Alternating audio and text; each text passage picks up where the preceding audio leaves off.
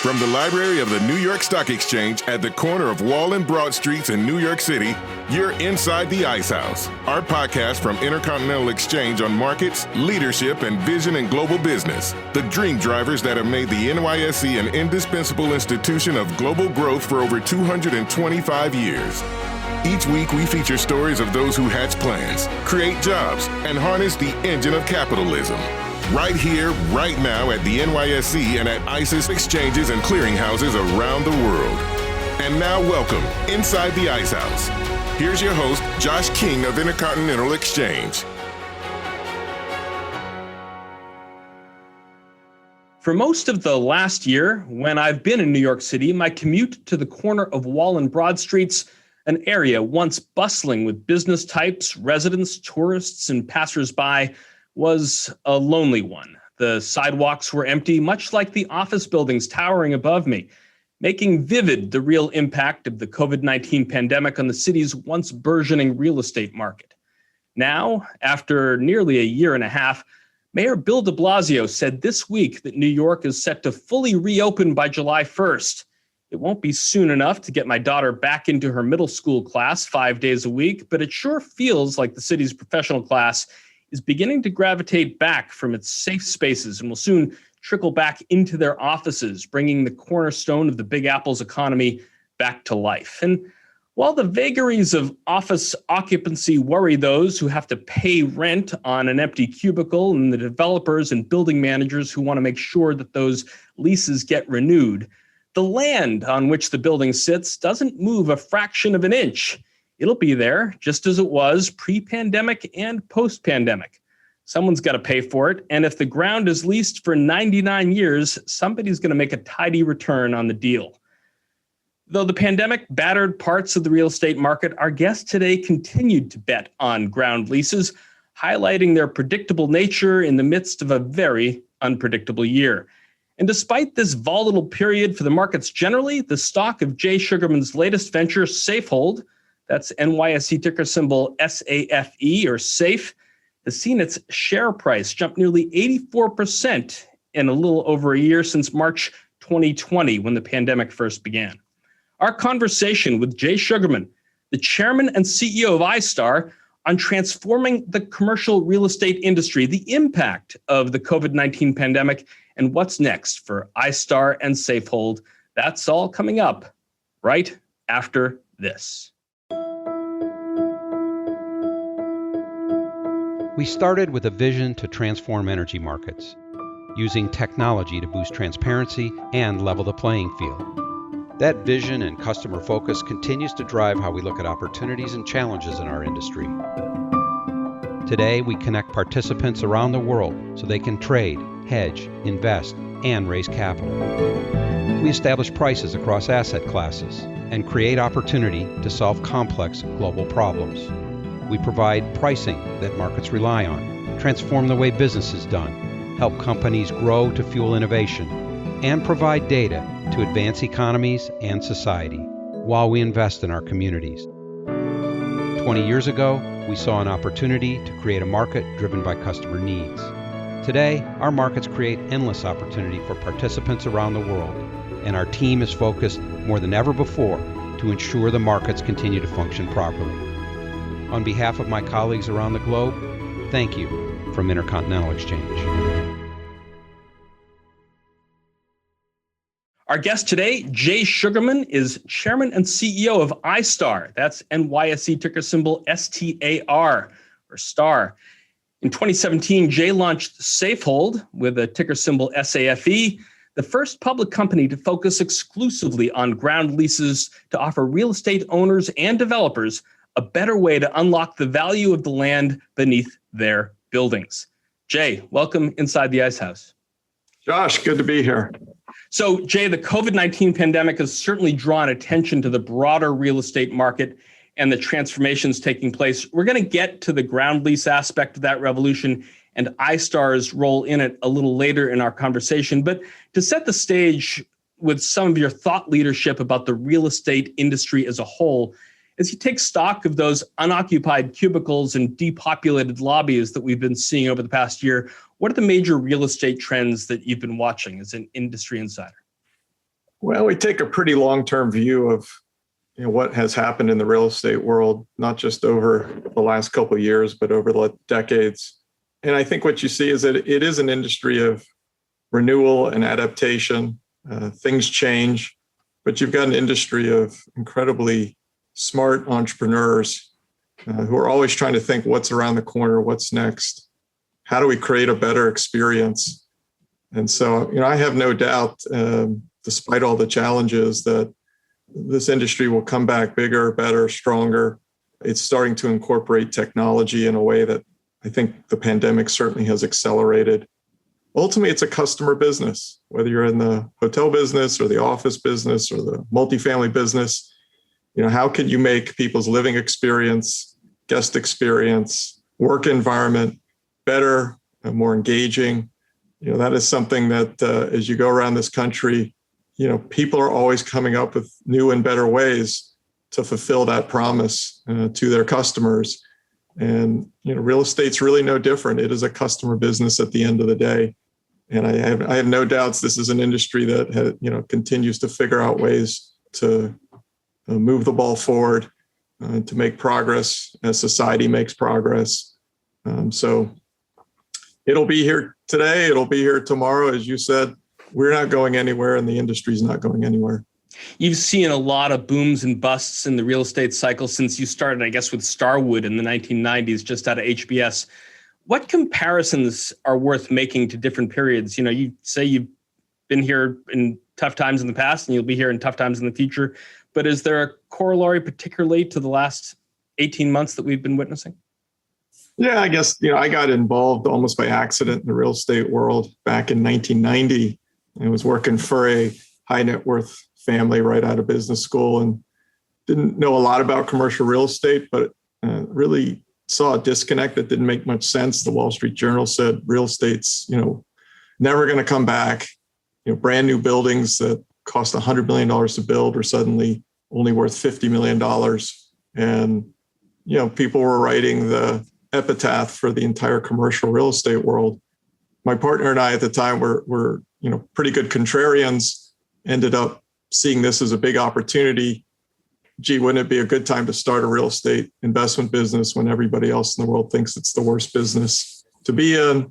We ended up putting Barry Sternlicht and Bobby Faith in business, who've ended up being two of the most successful people in the industry. But, back then it was, what are you thinking? Real estate's a terrible business. And I see a little bit of that, now. New York is never going to come back. New York's finished. I just, fundamentally don't believe that. I found New York as a college student, 40 years ago, and it hooked me right away. And the things that hooked me, crazy people doing crazy things, brilliant people doing brilliant things, none of that has changed. I'm a believer. This is a city that, somebody is pushing the envelope in every corner of our existence beyond where it should be pushed. And when you get together and art and music and fashion and the street are all banging into each other, good things happen. And I think that's going to happen again. Lower rents, lower economic activity is an opportunity as much as it is a challenge, and new things will come out of that. New people will be able to thrive. So I'm a believer in the future and in progress. I try not to focus on the downside. I always look for, where can we take this now? How can we make things better? You mentioned Barry Sternlicht. Certainly I've followed his career probably since you were with him in the early 90s. And I watch him on CNBC, periodically when he shows up. He's also an optimist, also a creative thinker. What was it like to watch, that guy at work, at the heyday of Starwood? Yeah, I think, everybody has a different way about them. Barry has built a great business. I didn't know a lot about real estate in the early 90s, but Barry and Bobby would come every Saturday night and say, we need more money. We have great deals. And so I had to learn pretty fast. Both had a very strong view of what the future could be. And I think Barry, more than most, had a chip on his shoulder about, building something big and important. And, it's really interesting. This is a $7+ trillion industry. I've seen very different people succeed in very different ways. And so you start to learn lessons about who you are and how you think about doing business. And so it's been great to see lots of successful people, choose their own lane and do it their own way. Along that road, you pick up a lot of stuff. And I think you and I share a fondness for ephemera. For me, this past year has afforded more home office time than I ever thought possible, surrounded by my stamp collection, my platoon of Uncle Sam statues, and a grid of die-cast NASCAR cars. As we slowly make our way back to our offices at the tail end of the pandemic, I think I see you and your office on West 42nd Street. It looks like a bowling ball is behind you. I think you've got a collection of bowling pins and romance comic books. I got to ask, what drew you to all that stuff? One of those people who's always learning, always like things that are a little bit off the beaten track, a little bit unconventional. Romance comics, I love the whole 60s era, but the artwork on these things is brilliant. And that's what hooked me. And here's this amazing pop art and graphic art that nobody wanted back in the 1990s and 2000s. Didn't make sense to me. So I started buying every copy I could find. So I would go into the comic book shows and ask if they had any DC romance. And they would always give me this strange look, confused. They'd point me to some dusty box sitting on the floor and say, I don't know, we might have some in there. And the more, I collected, I wanted to build something really special because I thought this was an era that was unique in America's history. The innocence of the storylines was boy meets girl, girl breaks boy's heart, boy breaks girl's heart. It was kind of a perfect ideal of life and what's important. And so things like that I get interested in, and I start to think, why isn't anybody else interested? Now that comic era now has become very, very much in demand. So you can create a whole NFT company just around your collection. I'm telling you, it's stunning how things that people ignore for a long period of time suddenly become very, very much in vogue. Bowling, I think, is a little bit of the same. I bowled in a money league at Madison Square Garden when I first got to New York. It was one of those hustlers league where, you'd go home, change out of your suit, put on a torn T-shirt and jeans, convince people that was your last $200, and then you go hustle them. My old boss, Frank Bisignano, now chairman and CEO of Fiserv, started making his first bucks as a bowling hustler in Brooklyn. That era has changed as well. We ended up, halfway through my career, having an opportunity to become the largest owner of bowling alleys. It was a business most people would run away from and had very little knowledge of. But when you dug beneath the surface, you said, email is going to change this business. Some of the technology is going to change this business.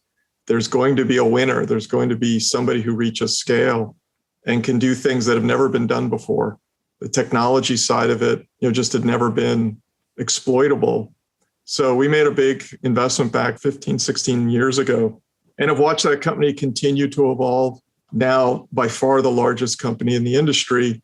And we own more bowling alleys across the country than I think anybody else, certainly in this country and probably in the world.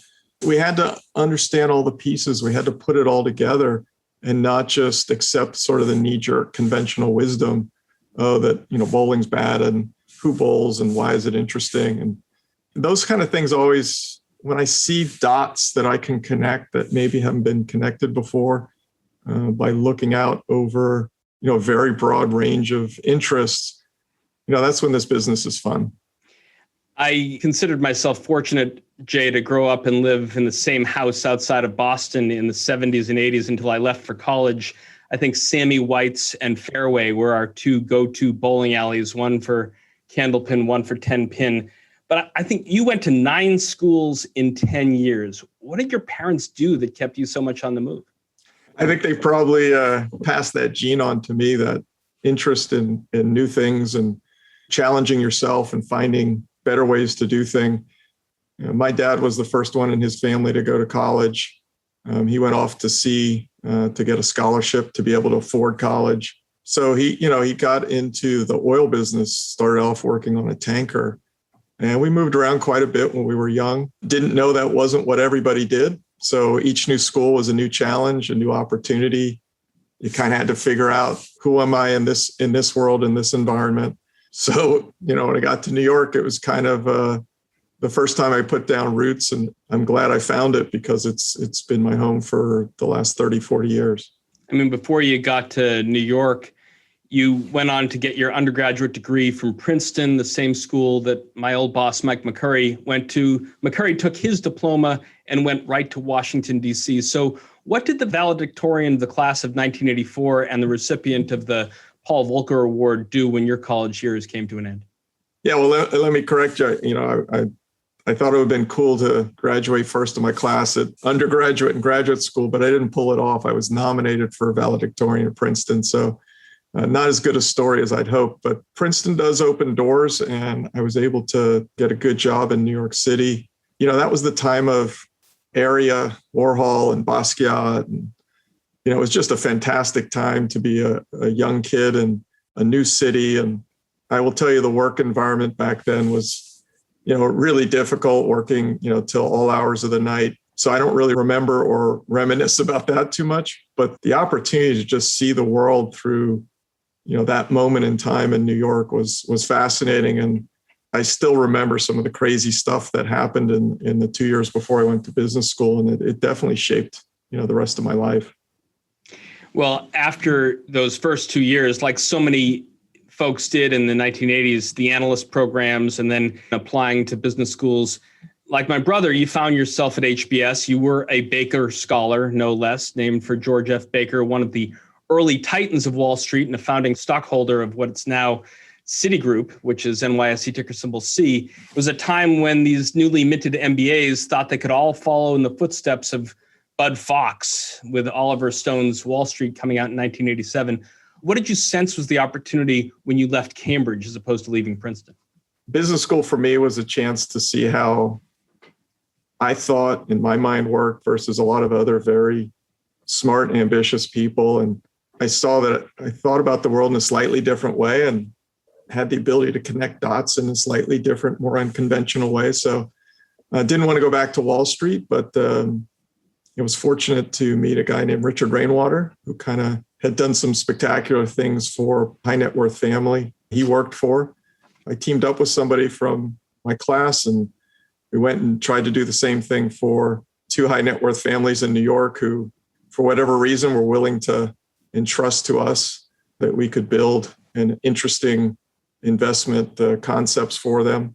Out of that came Starwood. Out of that came some really interesting companies in the convertible arbitrage and hedge fund space. So it was a time of learning. It was a time of working with people who have gone on to great success, and, a lot of challenges too, made a lot of mistakes. Half the time, you don't really know what you're doing. You just looked for guidance from others who had been successful, and I'm still learning. So here we are today. And I think a lot of the lessons learned throughout my career have finally sort of gelled into one big idea that I think will become probably the most important thing I've certainly done in my professional career. Years ago, I think you were reading the Wall Street Journal, and for several weeks in a row, you noticed that every headline read something like, "Real estate is the worst business." You then naturally decided you needed to start a real estate business. Walk us through your thought process from where you were working with the burdens to recognizing that the opportunity in the industry was right in front of your face when maybe other people couldn't see it. One of the benefits of private capital or family capital is they can take a long-term view. Certainly investing in real estate in 1990 required that kind of patience and long-term belief. So it fit nicely with our view of trying to get into businesses that, had a contrarian bent, had an opportunity to enter at a advantageous time. And real estate's such a big industry that when you get a chance to enter at a bottom, you're probably going to do pretty well. So built a team, provided the capital. Interesting to me is that as I watched that business grow and got more immersed in it, I couldn't figure out why the real estate finance markets were so far behind the corporate finance markets. You'd go into an investment bank and you ask where the real estate group is, and they go, well, it's down the hall and to the right. And there's a couple desks and offices back there. And you go, well, why isn't it next to the trading floor? Why isn't it next to the corporate finance folks? And it was really treated as a completely different, separate business with its own rules. And one of the things I've learned, throughout not just my business career, but in a lot of other areas, is when people tell you that, the rules are different and this is different, you won't understand why.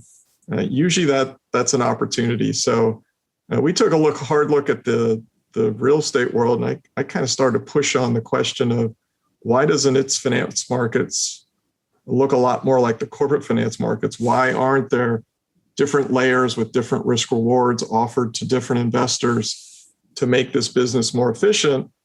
And the answers were, well, this is the way we've always done it. It's always been a first mortgage, or it's always been done this way.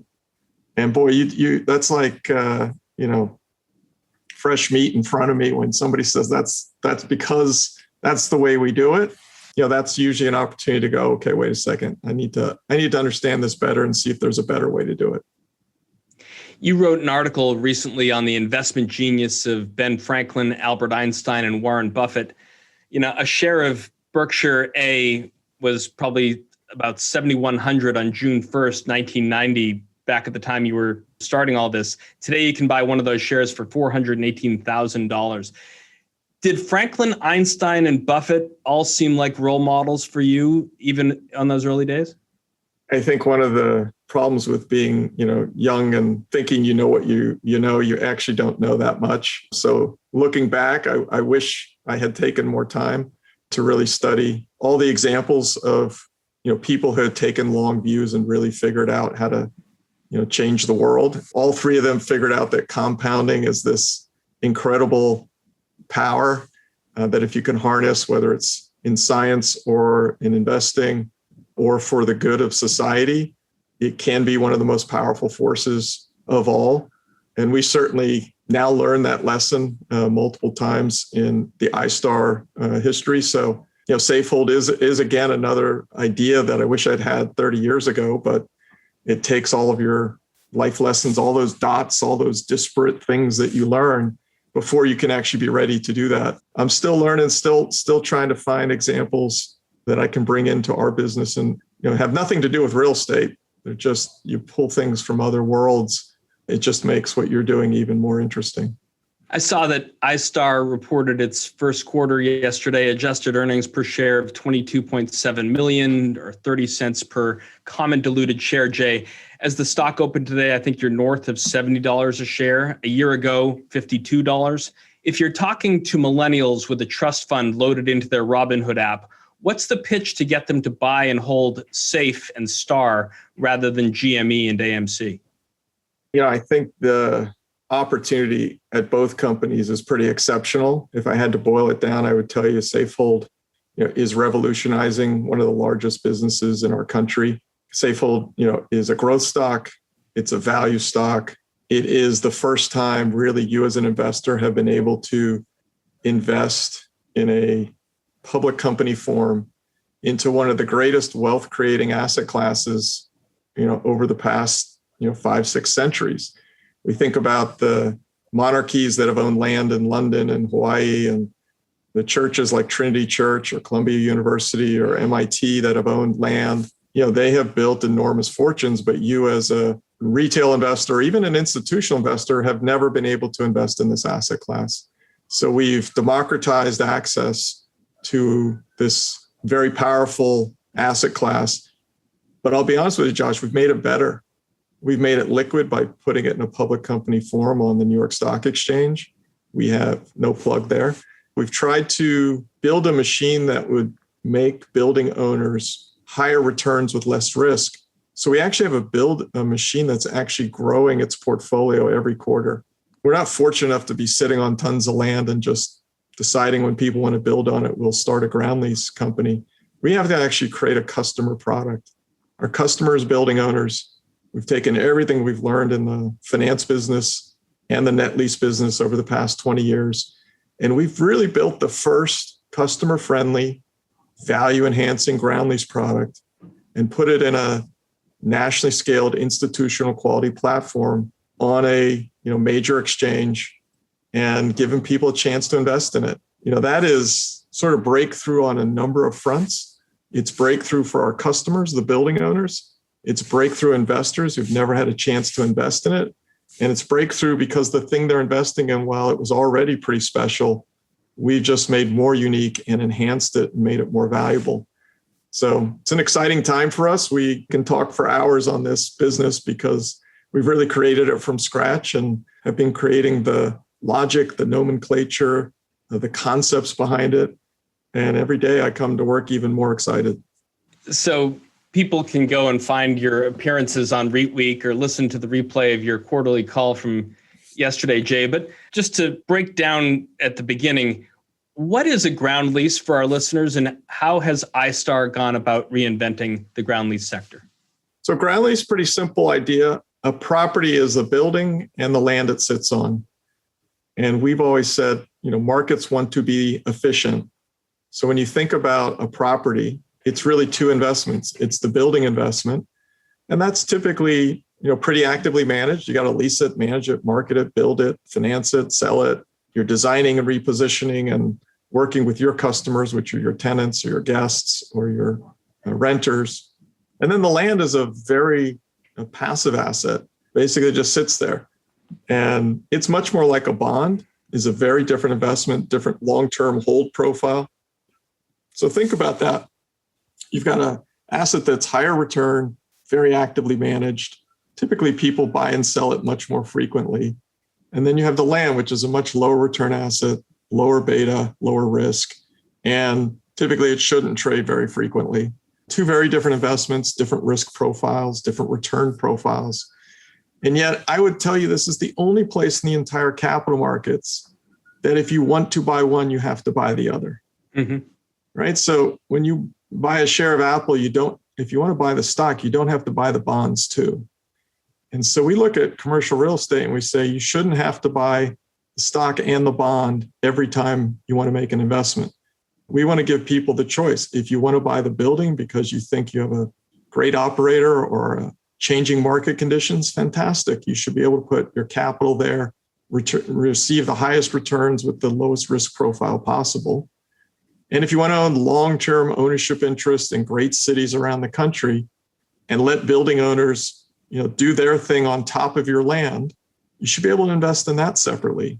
And what we find is when you let the markets be really efficient, when you give them the different choices, 1 + 1 ends up equaling more than 2. So we think we're going to increase the value of all real estate across the country. We think it's just a better mousetrap. It's more efficient. We're still early days. Yes, we've grown tenfold since we started, but if you think about it in the context of what net lease did for corporations. So corporations figured out, hey, we have an operating business and we have a bunch of, fixed asset real estate that we need to run the business, but those are two different businesses. Our operating business is running a cell phone company. We don't need to own the cell towers. Let's split it apart, do a net lease or a sale lease back. And that business has become $1 trillion business. Well, let's go over into the commercial real estate world and say the separation between buildings and land is exactly the same. That analogy of an operating business and a lower return fixed asset piece of real estate is exactly the same. Let's split them apart. And shouldn't the modern ground lease, the new customer-friendly value-enhancing ground lease, shouldn't that also be $1 trillion business? We think it will be. You think it will be. Still early days for Safehold, still early days for this episode of Inside the Ice House. After the break, Jay Sugarman, the chairman and CEO of iStar, and I will dive deeper into ground leases and his expectations for the REIT space in the months and years ahead. And then we're going to veer a little farther south from Wall Street and take a visit to Asbury Park and Subaru Park, home of the Philadelphia Union. That's all coming up right after this. Whether it's markets, exchanges, or networks, connection makes everything possible. The connection between data and technology, innovation and expertise, and most of all, between people and opportunity. For over 20 years, ICE has transformed markets, products, and processes to make things work better, faster, smarter. From modernizing energy and commodity trading to revolutionizing the bond markets. Whether it's the world's largest stock exchange or the dream of home ownership, we do more than see the big picture. we create it. You may not know our name, but we bet you know our network. ICE. Make the connection. Welcome back. Before the break, Jay Sugarman, Chairman and CEO of iStar, and I were discussing his early days in finance and real estate and the evolution of iStar and Safehold. Jay, in 2017, iStar launched Safehold. It was the first public company to focus exclusively on ground leases. It marked a significant shift in your business strategy. Why at that point was it time for the pivot? Yeah, I fall into the camp that thinks it's better to fail at originality than succeed at imitation. And after the financial crisis, we felt like we couldn't be the leader in some of our historically strong businesses. So we started looking around for something new, and we wanted something that we could create, we could be the best at. The idea for Safehold literally came to me in the middle of an investor meeting. It was like all of a sudden, all the dots lined up in a single moment. And it turned out that was the easy part. Had to go out and hire a top team, figure out how to launch it as a separate pure play company, get the market to understand why this is such a big breakthrough and how it could change commercial real estate for the better. So we've been out in front of folks now for 4 years, really telling them why this is a revolution, an opportunity to make a giant industry more efficient, to deliver a better customer experience. And, we kind of look at other successful companies, and it seems to us that those are the two hallmarks. When you look at these big giant companies, they are making industries more efficient, and they're delivering something the customer wants and doing it in a better way. So we're trying to do that for our customers, the $7 trillion of building owners.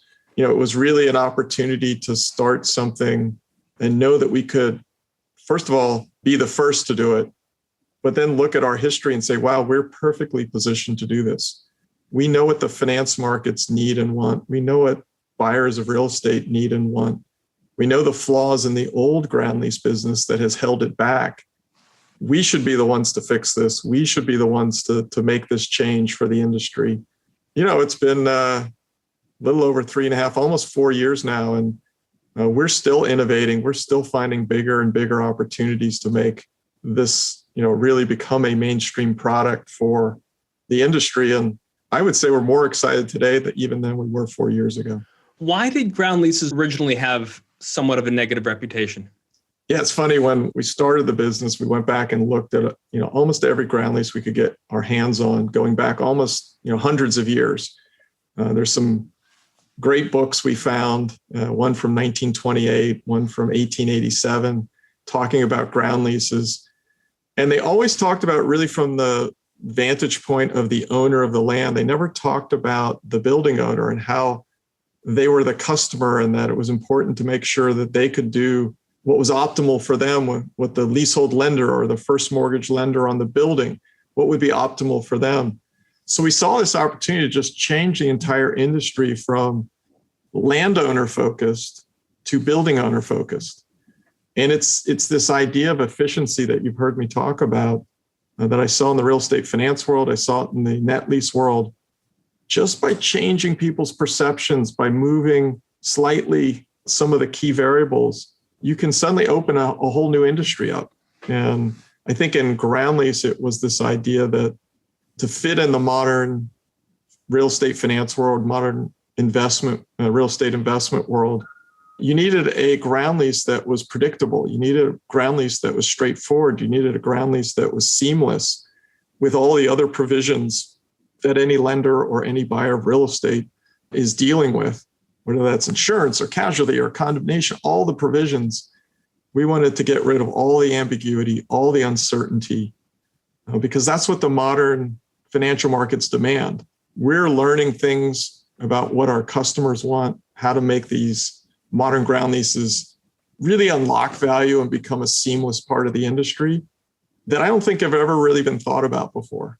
And so it's exciting to, we've got a top tier legal team in-house who is constantly thinking of ways to make it better for our customers. We've got a top tier capital markets team that's figuring out how can we drive down our cost of funds so we can drive down the cost to our customers. Got a great investment team that's out all over the country spreading the gospel, showing why this is going to be a better capital solution, generate higher returns with less risk for building owners. So, it not only takes a village, it takes, 100 really talented, hardworking people to really change an industry's mindset. You've said, and I'm going to quote you, Jay, traditional ground leases often ignored the building owners and the leasehold lenders' needs and had provisions that simply destroyed rather than enhanced the building's value. Curious, how does a building's value get destroyed, to use your term? The classic example, and this is something we had to overcome, is people will point to, a couple high-profile buildings in New York, Chrysler Building, for example, or Lever House. These are iconic buildings that were on land on a ground lease that was probably done on a typewriter 50 years ago. Didn't anticipate any of the current dynamics in the real estate world. Had provisions that were based on what probably sounded like really good ideas 50 years ago. In the year 2020, let's set the rent based on what could be built on the building today, not what's standing there. There's an office building sitting there. Now we'll value the land as if you could build maybe a condominium building, and then we'll charge you rent based on that. Well, you can see how that could end up in a real problem, typically litigation. The owner of the building, rather than focused on making that building worth more every day, is kind of looking over their shoulder going, this is terrible. I'm running the best office building I can, and I'm going to be paying rents like this is a condominium building. That makes no sense. And that's just one example of probably 10 we found where, whether you're a lender or whether you're a building owner, we want you to focus on the things you do really well. The ground lease should be just this quiet, very predictable, no drama part of the capital structure. It can't be the thing that you wake up every day going, what am I going to do with this ground lease? And that just was a complete flip from how people were perceiving, the ground lease relationship with the building owners. Because look, if you were fortunate enough to own that land on, 50th Street and Park Avenue, you can ask for whatever you want. Somebody wants to build on your land, it's your prerogative. And we can point to every other part of the capital market and say, there is no other part of the capital markets where the bonds and the stock has to be traded as a pair. There's a reason for that. It's inefficient. It makes no sense. It creates unnecessary friction costs. It doesn't allow the markets to do what they do well, which is value individual components at their maximum value. Safehold will be the highest, best buyer of land. We will pay a higher price than it is worth to the existing building owner. So we're unlocking value for them. We're creating an opportunity for the whole industry to unlock value. And I would call that progress. If we can make the whole industry worth, 10% more than it was yesterday, we've done something pretty special. You mentioned the Chrysler Building and Lever House, Park Avenue, Jay. As early as 2 years ago, 2019, Safehold didn't have a single ground lease in New York's 5 boroughs. Since then, it's expanded rapidly, and now about 40% of your portfolio is about 75 ground leases located in the Northeast U.S. How critical is this market to the success of your business? New York is still the economic center of our country. We want to be in the top 30 markets. The gateway cities, I think, will always be great cities in our country, but we're also in the Nashvilles and the Austins and the Orlandos and the Phoenixes, San Diegos. We're big believers long-term in the country and particularly in these top 30 markets. So, our view is great, well-located land with really smart building owners and an industry that is constantly trying to figure out how to create even higher and better use for, all these locations in these major markets.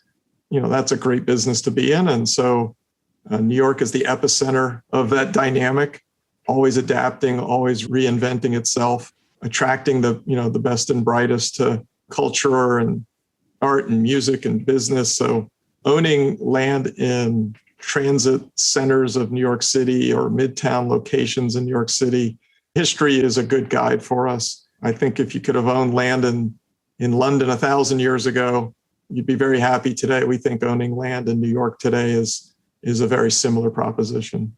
We've been talking about how Safehold has been such a pioneer in this space up until the last several months.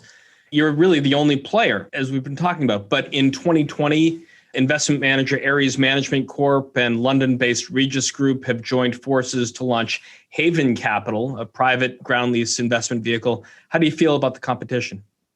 If our goal is to make it a mainstream product, there's definitely going to be plenty of room for others to follow us. I think we've built some sizable competitive advantages to remain, the creator and leader of the business, but there's plenty of room for others to come and help us spread the word. And, certainly I think having folks with the reputations that an Ares does to come into our market says a lot about what they think of what we've created and where this industry is going. So we've got a few more tricks up our sleeve. We just announced what we think is the next big thing at Safehold. So there's a lot of opportunity ahead of us, and certainly opportunity for others as well. What's the next big thing?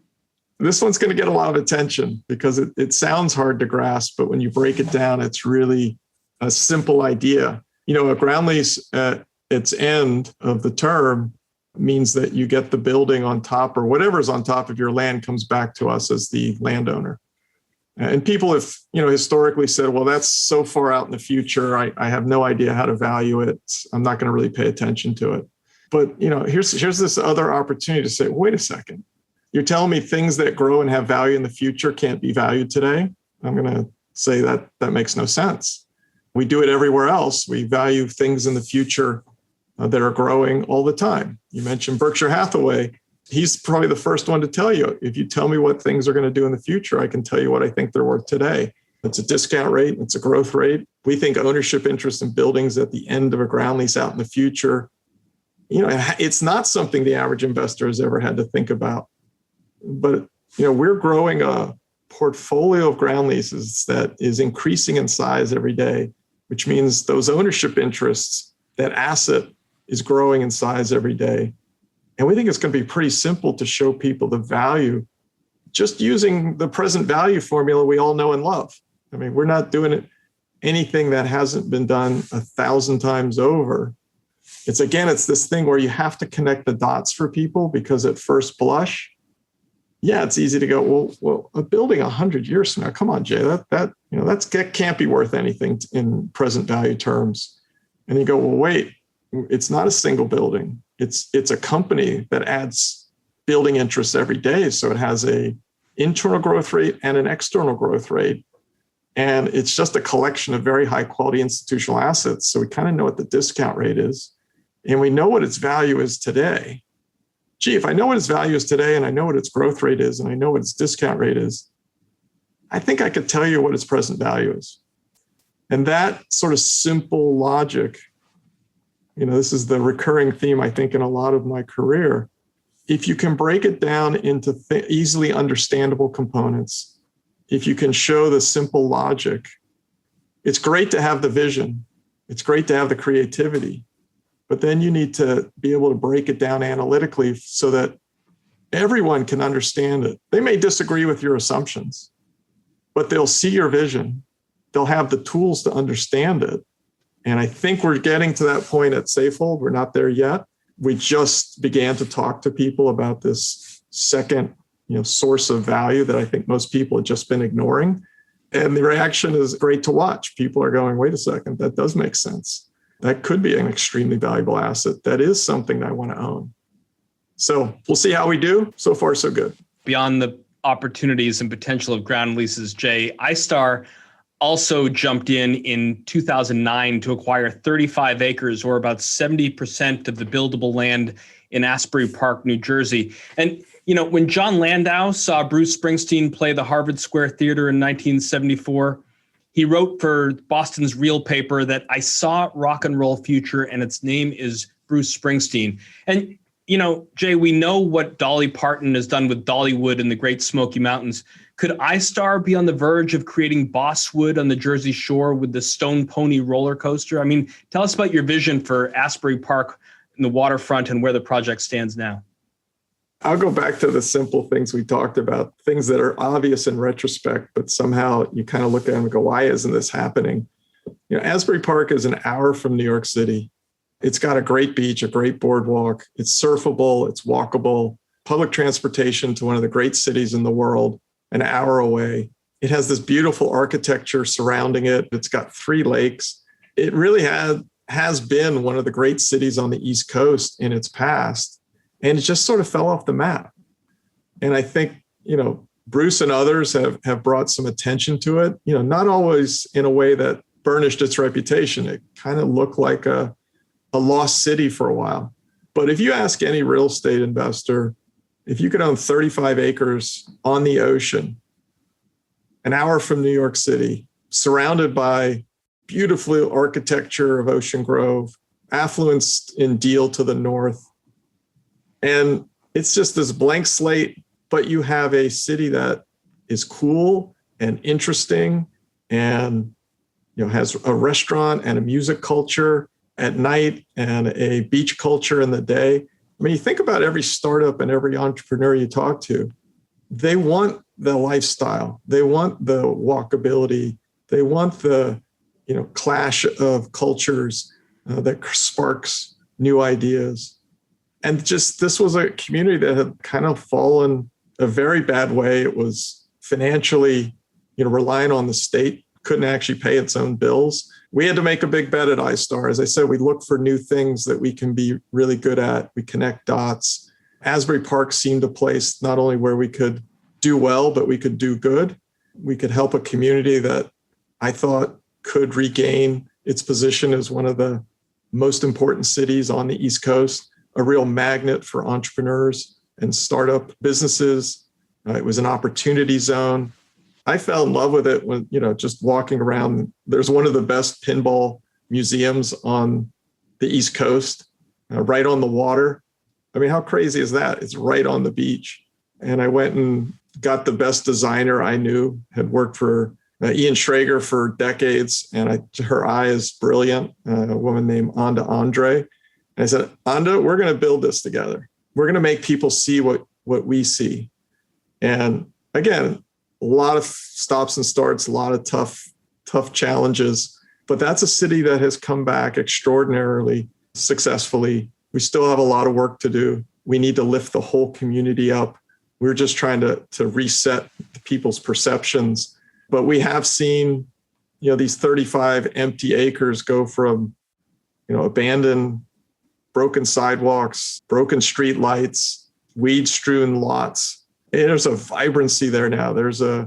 You can see the opportunity, you can see the future, and the mix of people there is spectacular. It is everything you'd want in a city, but it happens to be on the ocean, and it happens to be an hour from New York, and it happens to be one of the coolest cities in terms of its history and its people and its restaurant culture, music culture. So Bruce is still a big part of that city, brings a lot of cachet to it.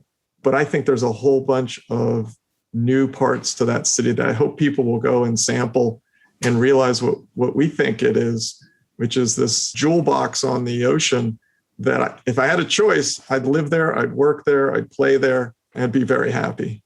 Jay, as we wrap up, among your many other interests, you are the managing owner of Keystone Sports and the Philadelphia Union MLS soccer team.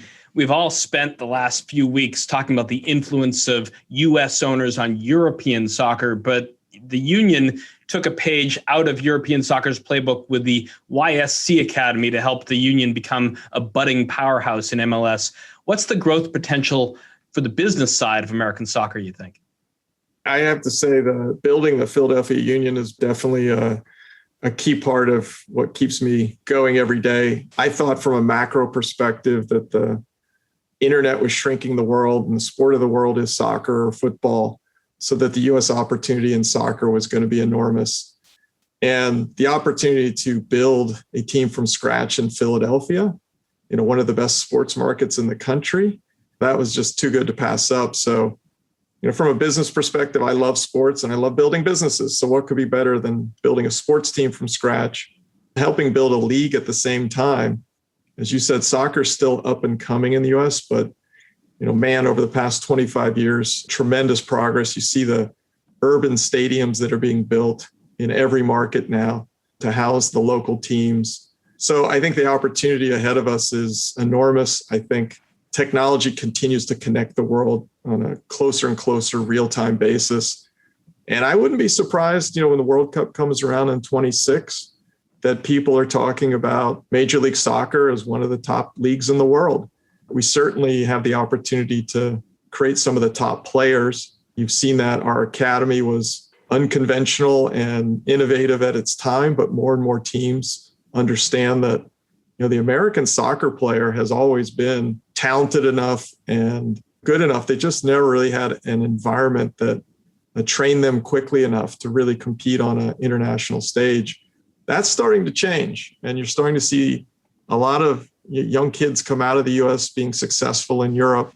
We think our academy, which was recently ranked #1 in the country, is a real competitive advantage. Richie Graham and his family have done extraordinary things to help get that up and running. And the Union is hopefully going to be one of the most innovative teams in our league in the long term, because that's just the way, our DNA is. Again, we don't like to copy others. We like to try to do things in a unique way, bring things together that maybe have never been combined before. And I think we've got, again, a great team. Even when you've got the idea and the vision, you've got to go get the right team. If you've met Ernst Tanner, our sporting director, Jim Curtin, our coach, Tim McDermott, who's our head of business, Tommy Wilson, who's head of our academy, those are the guys driving the success.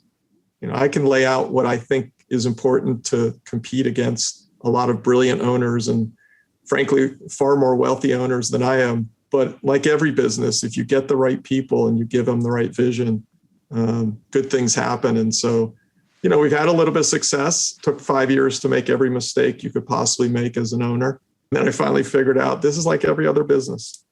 It's about finding your competitive advantage, kind of finding that competitive vision. We're in a community that, again, we think we can help the entire community be better. We're cleaning up a lot of the stuff around us so that it's more attractive. It's for the community. We're helping support businesses that have needed support through the pandemic. These are drivers of the future. These are drivers of impact.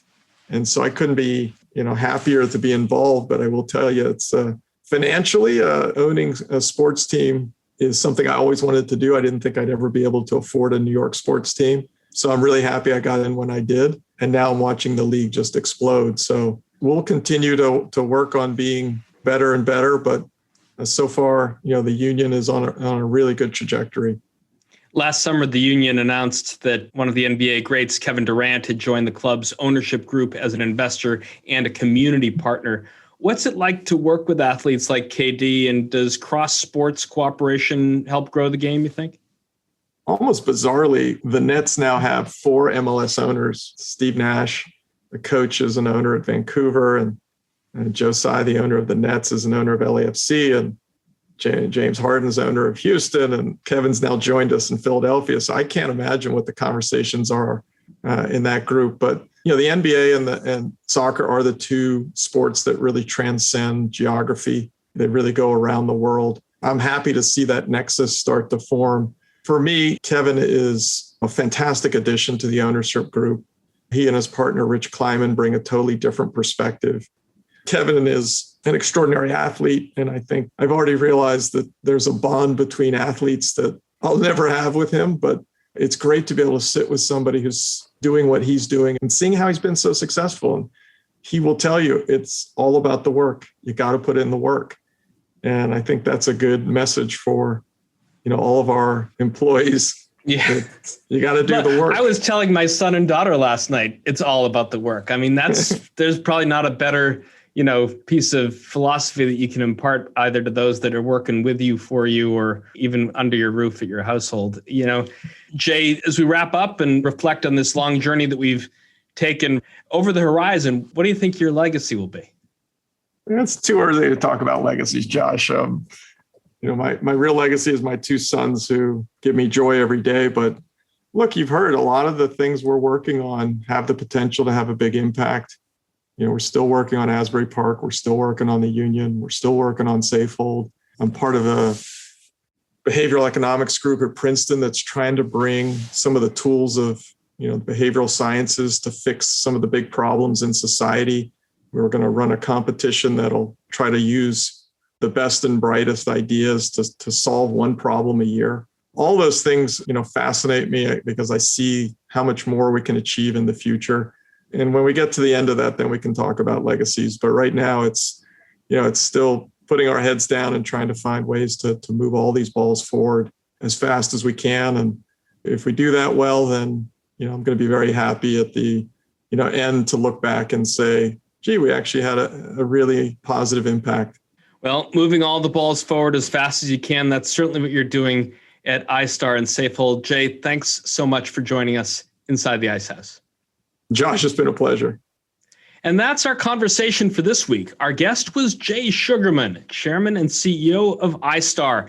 If you like what you heard, please rate us on iTunes so other folks know where to find us. And if you've got a comment or a question you'd like one of our experts to tackle on a future show, email us at icehouse@ice.com or tweet at us at IceHousePodcast.